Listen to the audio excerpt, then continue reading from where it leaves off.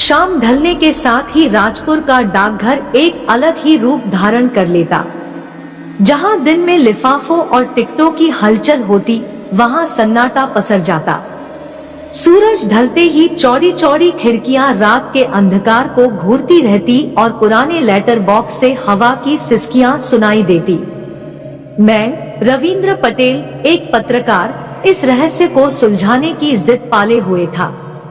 राजपुर के लोग दबी जुबान से इस डाकघर के बारे में भुथा कहानियां सुनाते थे। आधी रात को अंदर से प्रकाश झिलमिलाना, पंजीकृत डाक की खटपट सुनाई देना, यहाँ तक कि किसी अधूरे खत को लिखते हुए हाथ की आवाज भी आती थी।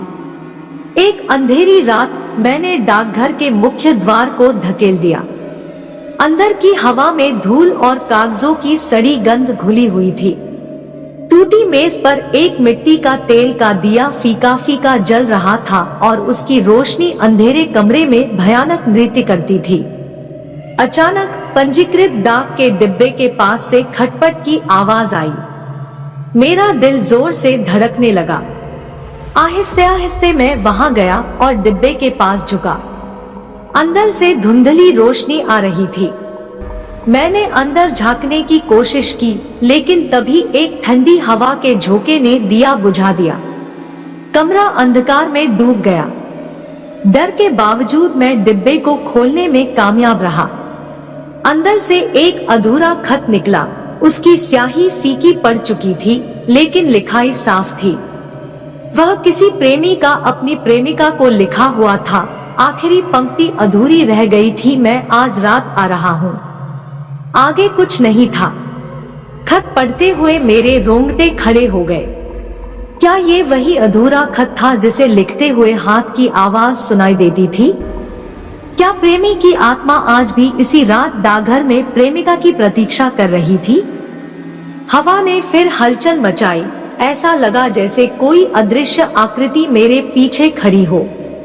मैंने चारों ओर घूमने की कोशिश की, लेकिन मेरा शरीर थर्राने लगा, मानो कोई मुझे रोक रहा हो।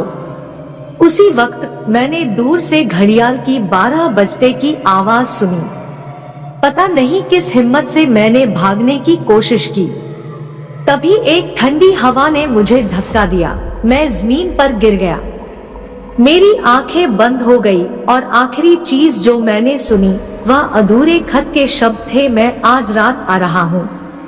सुबह होने पर मुझे डाकघर के बाहर बेहोश पड़ा हुआ पाया गया। खत मेरे हाथ में था और पुलिस उसे सबूत के तौर पर ले गई। उस रात के बाद डाकघर को बंद कर दिया गया।